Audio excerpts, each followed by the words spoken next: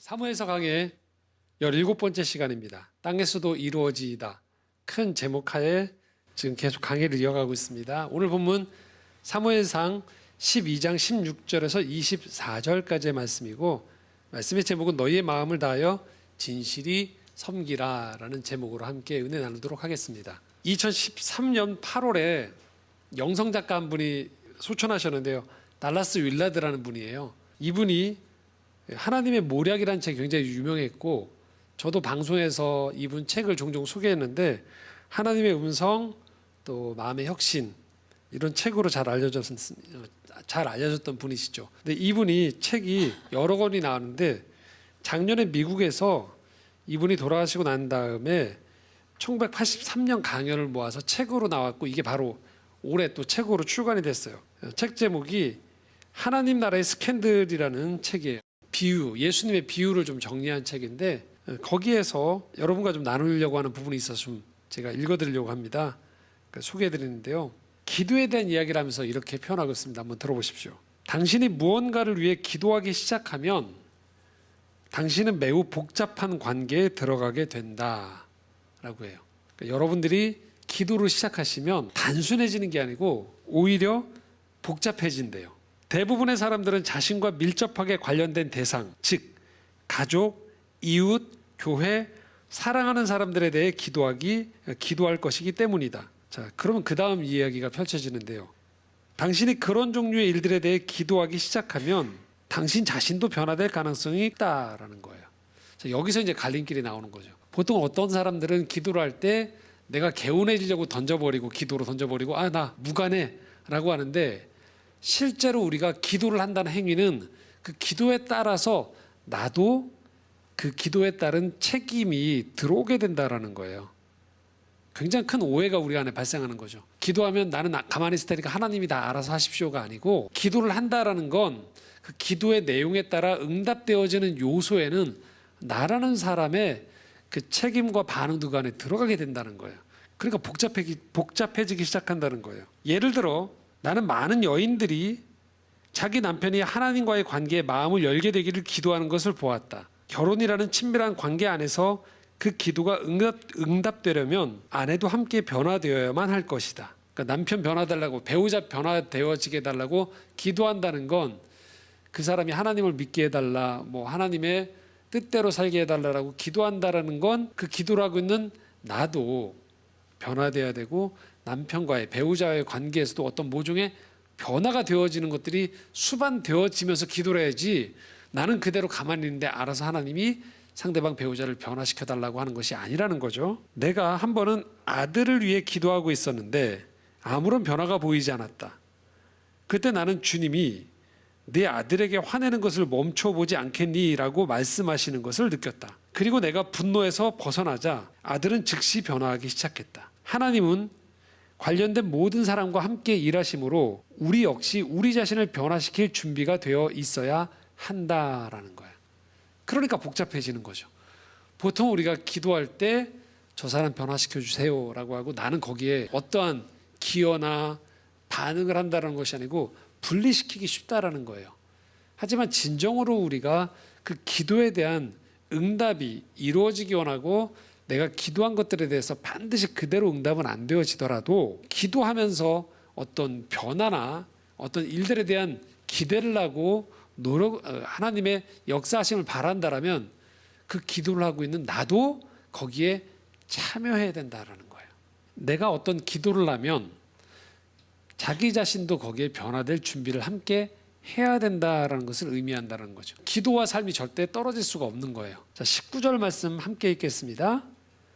모든 백성이 사무엘에게 이르되 당신의 종들을 위하여 당신의 하나님 여호와께 기도하여 우리가 죽지 않게 하소서. 우리가 우리의 모든 죄에 왕을 구하는 악을 더하였나이다. 이스라엘 백성들이 지금 사무엘에게 기도해 달라고 해요. 어떤 기도냐면 우리가 죽지 않게 해달라고 해요. 하나님의 심판으로. 이유는 우리가 왕을 구한다는, 우리는 지금 우상을 섬기는 나라들처럼 우리도 하나님 왕을 주십시오라고 했단 말이죠. 근데 거듭 저희가 사무엘서 강의를 이어가면서 말씀드리지만 하나님이 기뻐하셨던 제도는 사사제도였어요. 사사라는 중간 영적 지도자를 통해서 하나님이 직접 이스라엘 백성들에게 통치하는 걸 원하셨어요. 근데 이스라엘 백성들이 사사가 아니고 훨씬 더 큰 능력, 훨씬 더 큰 권한이 부여된 왕이 우리를 통치하게 해달라고 요청한 거예요. 그래서 하나님이 너희가 나를 버렸다라는 표현을 쓰셨단 말이에요. 그리고 이것들이 이스라엘 백성들이 와닿게 된 계기가 있단 말이에요. 아, 우리가 진짜로 하나님이 기뻐하시지 않는 걸 요청했구나라는 것들을 알게 됐기 때문에 이들이 지금 하나님께 우리가 죄를 범했으니까 이 죄에 따라서 우리를 죽이지 말아달라라고 적정선에서의 심판을 해달라고 사무엘에게 중간 중보를 해달라고 요청하는 거예요. 자, 그러면 이스라엘 백성들은 자신들이 왕을 요구했던 것이 죄라는 것을 어떻게 알 수 있었느냐?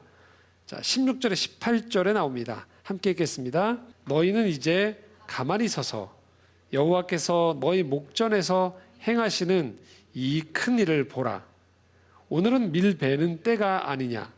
내가 여호와께 아뢰리니 여호와께서 우레아 비를 보내사 너희가 왕을 구한 일 곧 여호와의 목전에서 범한 죄악이 큼을 너희에게 밝히 알게 하시리라.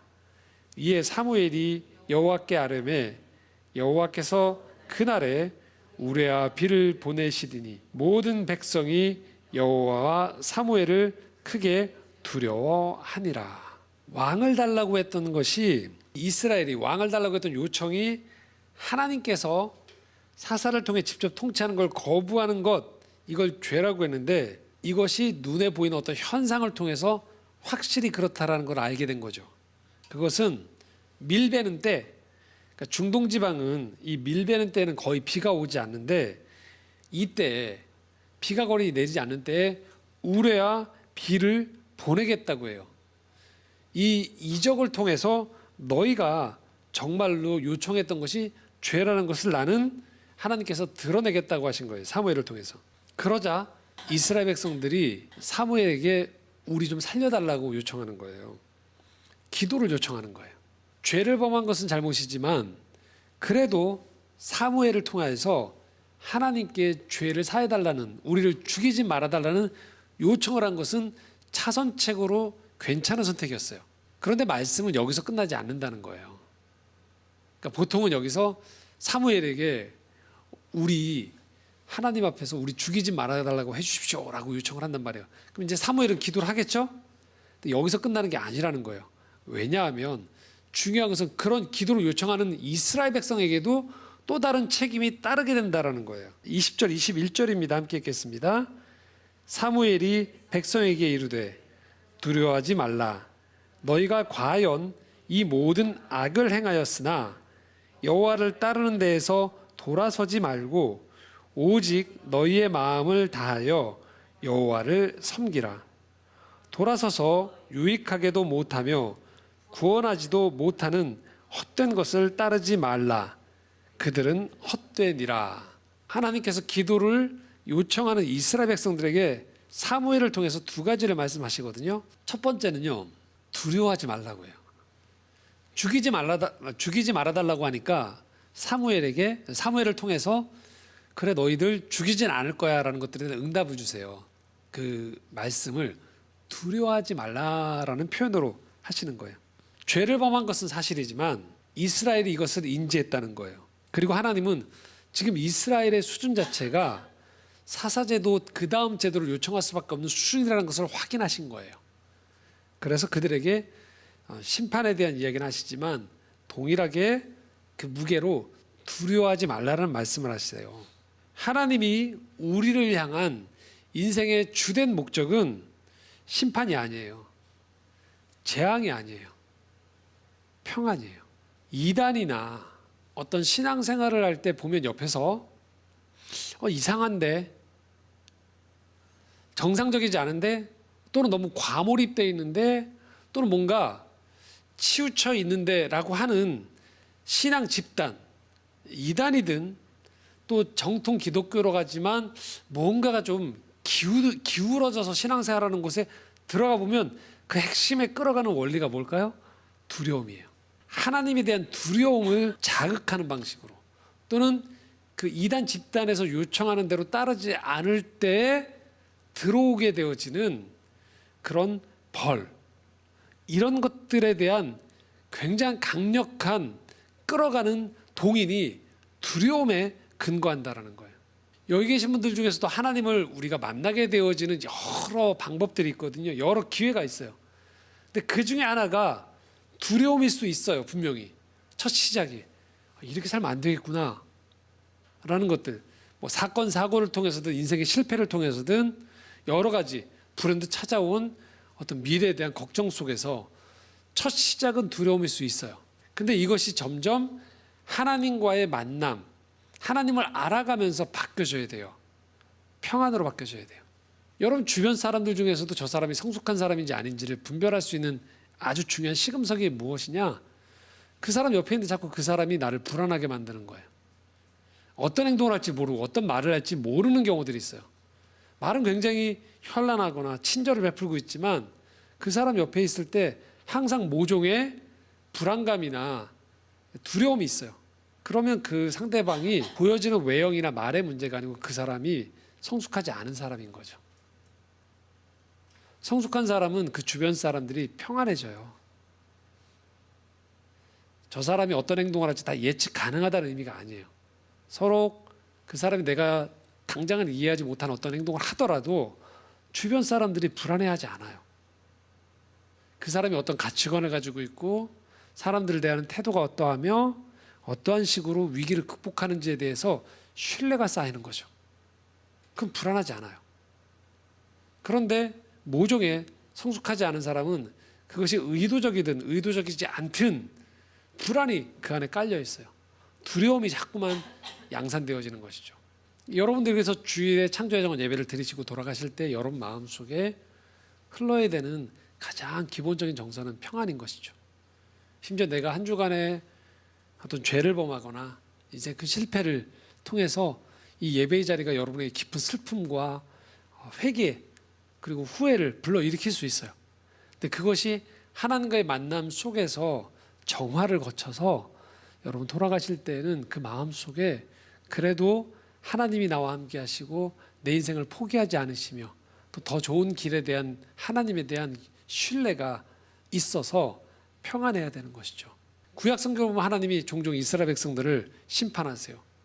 나라를 망하게도 하시고 재난을 통해서 이들에게 큰 어려움을 겪게 하세요. 근데 그 본심이 무엇이냐?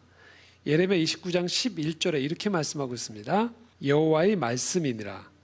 너희를 향한 나의 생각을 내가 아나니 평안이요 재앙이 아니라 너희에게 미래와 희망을 주는 것이니라. 책망하실 수 있지만 그 깊은 하나님의 본심은 평안이라는 거예요. 재앙 자체가 아닌 거예요. 하나님은 궁극적으로 우리에게 더 나은 미래에 대한 계획을 가지고 계신 거예요. 그리고 그 미래를 희망으로 바라보며 준비할 수 있도록 끊임없이 우리를 다독이세요. 신앙생활을 하면 할수록 여러분들이 하나님께 어떻게 하면 점수를 얻을 수 있나, 나 하나님 앞에 살 때 괜찮을까에 대한 두려움에서 계속적으로 신앙생활하다가 천국 앞에서 여러분들이 심판을 받는 게 아니라는 거예요. 난 여전히 부족하고 모자라고 넘어지지만 나를 이끄시는 그 하나님 앞에서 한 걸음 한 걸음 내가 나아가고 있습니다에 대한 그 확신과 안정감 속에 여러분 신앙생활을 해나가시는 거예요. 하나님은 여러분 한 분 한 분의 내일에 대한, 장래에 대한 평안을 가지고 계세요. 희망을 가지고 계세요. 그리고 우리에게 말씀해 주시는 거예요. 나로 인해서 너희들이 미래를 바라볼 때 희망을 가졌으면 좋겠다. 너희들이 미래를 바라볼 때 불안에 휩싸이는 것이 아닌 내가 주는 평안 속에서 너희에게 주어진 인생의 시간에 그 날과 연수만큼 그 삶의 자리에서 그렇게 기쁘게 살아가라, 평안하게 살아가라, 성실히 살아가라고 하나님이 우리에게 요청하시는 거예요. 그게 하나님 아버지 우리를 향한 마음이에요. 그리고 다시 21절에 보면 하반절에 이렇게 써 있습니다. 두려워하지 말라고 한 다음에 20절 하반절에 이렇게 써 있죠. 오직 너희의 마음을 다하여 여호와를 섬기라라고 요청하시는 거예요. 첫 번째는 이제 두려워하지 말라, 너희 죽이지 않을 거야라고 얘기하셨어요. 이게 첫 번째 이스라엘 백성들이 요청했던 기도였죠. 두려워하지 마. 죽이지 않겠다는 거죠. 근데 두 번째가 이스라엘 백성이 해야 되는 것을 요청하시는 거예요. 그것이 무엇입니까? 너희의 마음을 다하여 여호와를 섬기라라는 것을 요청하시는 거예요. 죄를 깨닫고 후회하는 것에서만 머물지 말고 사무엘에게 중보기도만 부탁하지 말고 이스라엘 스스로가 마음을 다해서 여호와를 섬길 것을 요청했다라는 거예요. 이런 구절들이 여러분들이 성경을 읽으실 때 이제 오해하기 쉬운 본문들이죠. 마음을 다한다는 것, 마음을 다해 여호와를 섬기라라고. 하나님이 이렇게 얘기하신다고 자꾸 오해하기 쉬워요. 너희들 이제 벌 안 줄게. 그러니까 오직 나만 바라봐 라고. 다른 데 전혀 신경 쓰지 말고 내 옆에만 붙어 있어. 오직 나만 생각해 라고 하면서 계속적으로 하나님이 탁 내 시선을 여기에만 고정시키도록 만드는 거예요. 그래서 아무것도 못하도록. 그래서 하나님이 재앙 내리지 않는 대신에 뭘 요청하시는 거냐면 나를 향해서만 바라보는 독점 계약으로만 이 생각하는 거예요. 신앙이. 그렇게 되어지면 어떻게 되냐면 우리가 이 세상을 바라볼 때의 관점이 종교의 영역 안에서만 머물기 쉬워지는 거예요. 여기만 있어. 그러면서 계속 너 다른 데 안 가면 안 돼. 절대 나만 쳐다봐야 돼. 이렇게 라는 거죠. 오로지 딱 요청하시는 몇 가지 행동과 몇 가지 마음으로만 나를 붙잡아두고 그렇지 않으면 당장 벌을 내리는 것처럼 보일 수 있는 거예요. 그게 정말로 하나님이 마음을 다해서 진실이 나를 섬기라라고 하는 요청일까에 대해서 우리가 물어봐야 되는 거예요. 이 땅을 살아가는 동안에 하나님은 분명히 우리 각자에게 마음을 다해서 하나님을 사랑하라고 요청하세요. 그것은 우리가 이 땅을 살아갈 때 가장 충만하게 살 수 있고 가장 진실하게 살아갈 수 있는 방법이 무엇이냐면 하나님을 사랑할 때 가능해지기 때문에 그래요. 우리가 우상에 휩쓸리지 않고 우리가 허락하신 소중한 것들을 소중하게 볼 수 있고 해야 되는 일을 그때 하게 되어지고 시간 낭비하지 않으면서 한 번 허락하신 이 삶을 온전히 제대로 충만하게 살아갈 수 있는 것이 하나님을 사랑할 때 가능하기 때문에 그런 거예요. 학생이 공부를 잘하려면 반드시 따라가는 게 뭘까요? 거기에 마음이 따라가야 돼요. 마음이 따라가지 않으면 아무리 부모가 공부를 하라고 시켜도 그 학생은 열심히 공부를 할 수가 없어요. 흉내만 내게 되는 거죠. 부모가 있을 때만 그 일들을 하게 되는 거죠. 운동선수가 정말 운동을 잘하려면 거기에 마음이 따라가야 돼요.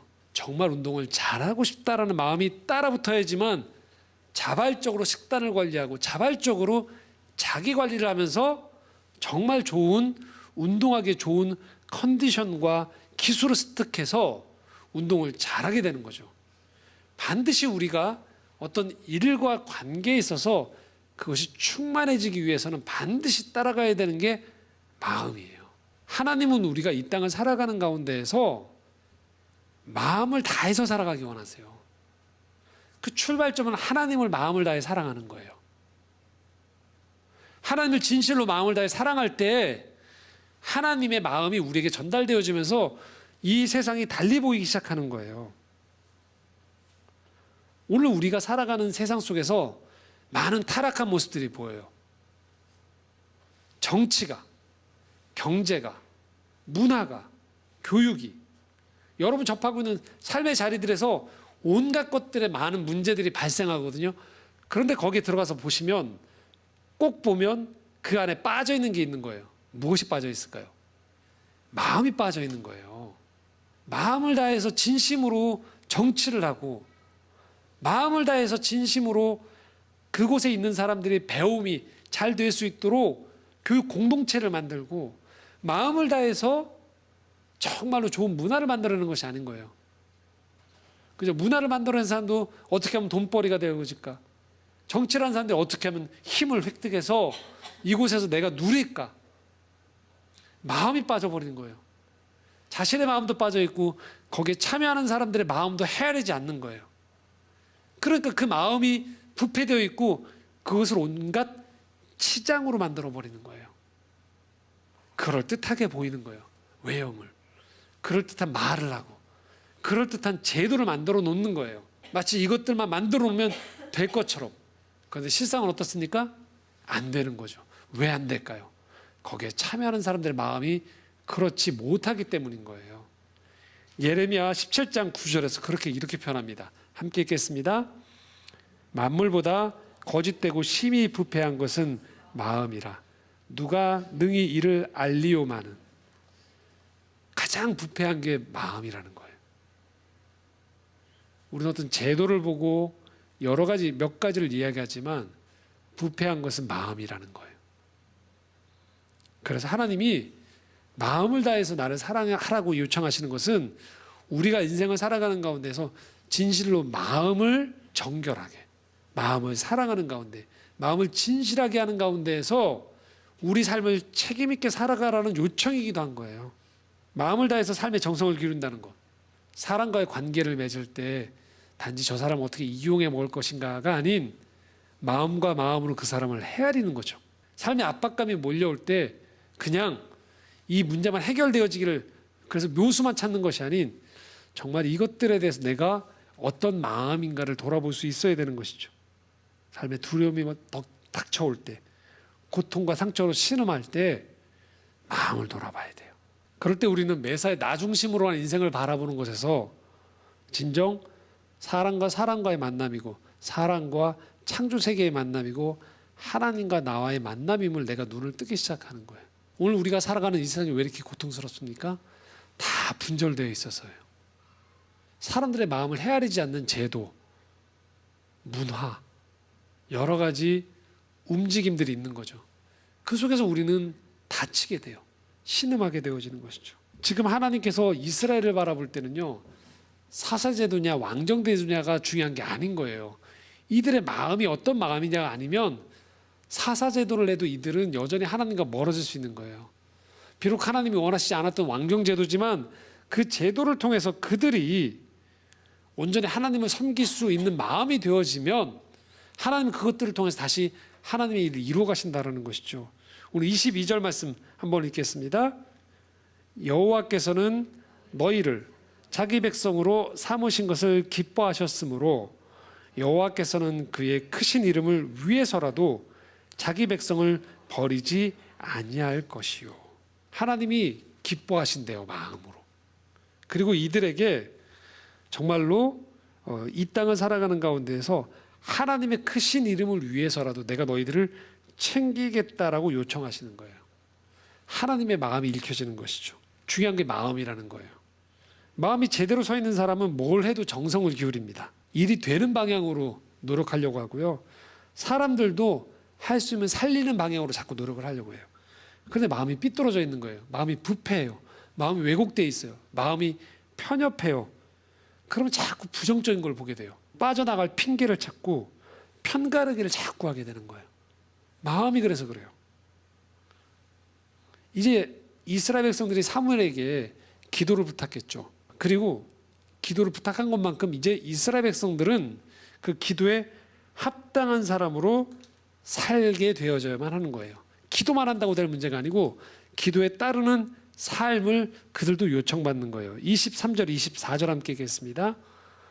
나는 너희를 위하여 기도하기를 쉬는 죄를 여호와 앞에 결단코 범하지 아니하고 선하고 의로운 길을 너희에게 가르칠 것인즉 너희는 여호와께서 너희를 위하여 행하신 그 큰 일을 생각하여 오직 그를 경외하며 너희의 마음을 다하여 진실이 섬기라. 사무엘이 얘기합니다. 나도 너희를 위해서 기도를 쉬지 않겠다라고. 그게 죄라고 할 정도로 열심히 기도하겠다라고 얘기하는 거예요. 그러면서 이스라엘 백성들에게 요청하는 게 무엇이냐면 아까 진실한 마음으로 하나님을 섬기라고 했죠. 그 따르는 게 무엇이냐? 진실한 마음으로 살아갈 것이 무엇으로 여기에 표현되어 있느냐? 선하고 의로운 길을 너희에게 가르치겠다라는 거예요. 그것이 바로 24절에 너희를 위하여 행하신 큰 일을 생각하는 것, 그리고 그를 경외하여 너희 마음을 다하여 진실이 섬기는 것인 거예요. 그러니까 23절에 선하고 의로운 길이 즉 진실이 하나님을 섬기는 것과 같아지는 거예요. 이게 왜 중요하냐? 이스라엘 백성들이 왕을 달라고 했던, 부러워했던 옆에 우상을 섬기는 민족들은요, 선하고 의로움에 대한 것들에 대한 관심이 없어요. 그냥 내가 잘 먹고 잘 사는 것에만 관심이 있는 거예요. 그래서 우상이 필요했던 거예요. 근데 하나님은 이스라엘 백성들이 이 세상을 창조하신 창조주 하나님의 피조물답게 그들이 의롭고 선하게 살 것을 요청하셨단 말이에요. 그들이 종교적으로 융성해도 선함과 의로움이 사라져버리면 구약 성경 계속 보시면 하나님이 예배 중단하라고 요청하세요. 그러시면서 하나님 말씀하시죠. 24절에 너희를 위하여 행하신 큰 일을 생각하라. 그러니까 세상을 창조하신 크신 하나님이신 거예요. 그래서 우리가 하나님을 진실하게 섬기면 그 크신 하나님의 눈과 마음과 관심사가 우리에게 들어오는 거예요. 이걸 자꾸 오해하니까 진실하게 섬기라 하니까 세상 아무것도 바라보지 않고 몸만 바라보라고 하는 거예요. 자꾸 하나님 사랑합니다만 계속 되뇌이도록 요청하는 거예요. 하나님의 진실한 마음은 하나님이 창조한 이 세상 가운데에서 내가 만들어 놓은 것처럼 선하고 의로운 일들을 우리가 하기를 원하시는 거예요. 그분이 누구예요? 크신 하나님이시기 때문에. 그래서 우리가 마음을 다해서 하나님을 섬기기 시작하면 자연스럽게 우리는 이전에는 오로지 그 하나님을 통해 내 마음에 평안만 얻고 내가 죽지 않는 것에만 관심을 기울였다라면 내가 진실한 마음으로 하나님을 섬기기 시작하면 하나님은 점점 나에게 보여주기 시작하세요. 내 가족의 눈물이 보이기 시작하고 이웃의 이 피조 세계 가운데 이 형편들이 내 눈에 들어오기 시작하는 거예요.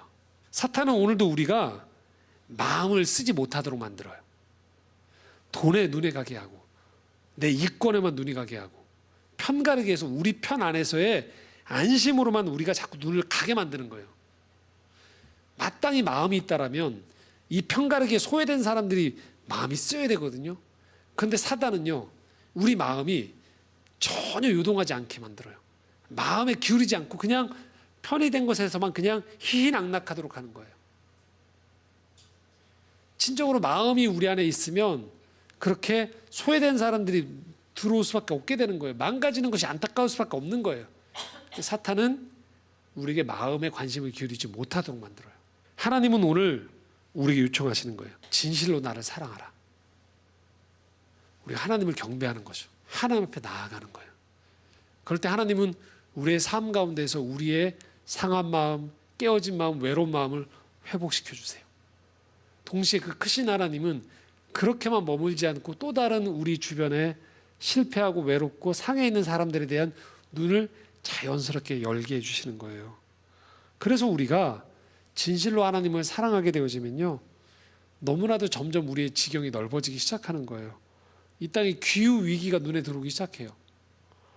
갈수록 심화되는 세계의 빈부격차가 남일이 아닌 것처럼 보이기 시작하는 거예요. 격렬해지는 사회 분열과 갈등, 또 AI로 인해서 점점 닥쳐오게 되는 노동의 종말 속에서 인간의 존엄성에 대한 고민들을 하기 시작하는 거예요. 여기 있는 계신 분들이 점점 더 하나님을 사랑한다고 해서 만물 박사가 되라는 얘기는 아니에요. 내가 서 있는 자리에서의 내 마음이 움직여지는 곳에 여러분들이 삶의 한 구석을 그렇게 하나님의 마음으로 섬길 것을 요청하는 거예요. 그 영역들이 다 다르시단 말이죠. 그 영역 안에서 여러분의 하나님의 마음을 품고 하는 일들이 달라지게 되어진다는 거죠. 제가 매주 요새 화요일마다 이제 업로드되어지는 기독교 유튜브를 제가 하고 있죠. 근데 제가 이제 두 주는 인터뷰를 하고 두 주는 제가 책이나 문화를 소개하는 거예요. 첫 번째 인터뷰는 추상미 감독님이었고 두 번째는 이 조성돈 교수님이라고 자살 예방하는 라이프 오프 대표이신 분하고 제가 인터뷰를 두 주 동안 했어요. 한 3시간 정도 해가지고 50분, 50분짜리 대담이 2주간 나가거든요. 근데 교수님이 독일에서 공부하고 나온 다음에 귀국해서 하신 일이 뭐였냐면 자살 예방에 대한, 그리고 자살을 가족들이 하면 유가족에 대한 예배를 드려주고 그들을 치유하는 일들을 하신 거였어요. 한 해 여러분 자살자가 한국에 얼마인 줄 아세요? 12,000명이 넘답니다. 그 말은 뭐냐면 하루에 오늘도 평균 35명이 자살을 한다는 거예요. 우리 가끔 언론에 나오는 한두 명만 보게 되어지는데 하루 평균 35명이 스스로 목숨을 끊는다고 합니다. 교수님이 그 자살한 사람들 또 유가족들을 만나보면 대체로 착한 사람들이 자살을 한대요. 교수님이 와서 신학교 교수로서 일을 하면서 보니까 이게 너무 큰 문제인데 아무도 손을 안 대고 있더래요.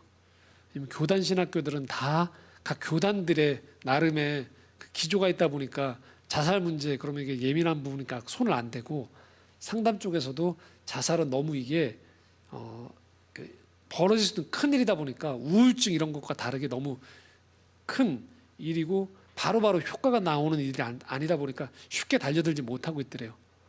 그래서 그냥 그 문제를 책을 쓰고 참여하기 시작하셨대요. 그리고 한번 인터뷰를 하셨대요. 자살한다고 꼭 지옥 가는 건 아닙니다 했는데 인터넷에 난리가 나셨답니다. 댓글이 막 몇백 개가 실리고 댓글에 교수님에 대한 온갖 저주의 말, 너 다니는 신학교에 내가 전화해서 너 자르게 하겠다, 온갖. 근데 초급파 신학교라 전혀 상관이 없었는데 그러시면서 자기도 이렇게 일이 커질 줄 몰랐다고. 점점.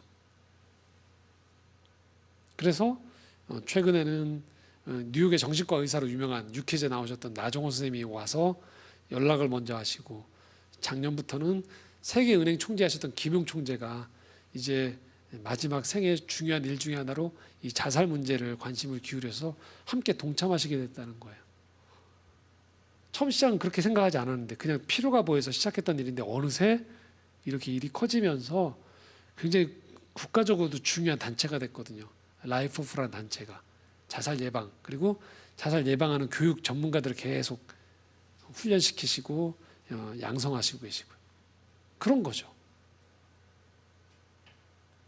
우리가 하나님을 사랑한다는 건 자기의 삶의 자리에서 자기가 해야 되는 어떤 영역에 대해서 일정 부분 책임감을 가지고 살아가는 거예요. 그리고 거기에 마음을 실는 거예요. 거듭 말씀드리지만 우리가 이 지구에 있는, 우리가 살아가는 이 세상의 모든 문제를 다 책임지고 끌어안을 수는 없습니다. 그러나 오늘 우리에게 맡겨주신 이 책임감의 삶의 자리에서 우리는 마땅히 기도를 하고, 또한 그 기도 못지않게 우리 삶의 복잡한 문제를 우리가 함께 들어가게 되어지는 거예요. 그리고 그 문제를 함께 해결하는 사람으로 하나님이 우리를 부르셨다라는 것입니다. 그것이 바로 하나님이 진실하게 나를 섬기라 요청하시는 하나님의 마음인 것이죠. 오늘 여러분의 각자의 삶의 자리에서 바로 그렇게 진실하게 하나님을 사랑하시며 삶을 책임지고 가꿔가는 여러분 모두가 되시기를 소망합니다. 함께 기도드리겠습니다. 하나님, 오늘 우리가 살아가는 이 세상 가운데 참으로 많은 깨어짐과 다툼, 어두움이 있습니다. 우리가 기도한다는 것, 또 하나님을 사랑한다는 것은 결국은 이 세상을 창조하신 그 하나님의 마음을 품는 것이며, 그렇게 이 세상에 하나님의 백성으로서 하나님의 손과 발이 되어 살아가는 것임을 말씀을 통하여 보게 되어집니다. 우리 각자에게 많은 삶의 숙제들이 있습니다. 그 숙제들 그저 떨쳐버리려고만 하지 말게 하시고 그 안에 담겨있는 그 하나님의 마음과 지혜를 담아 하나하나 잘 풀어가서 또 하나님의 기쁨이 되어지게 하시고 우리 또한 그 속에서 생의 소명을 찾아가는 저희들 될 수 있도록 인도하여 주시옵소서. 예수 그리스도의 이름으로 기도드리옵나이다. 아멘.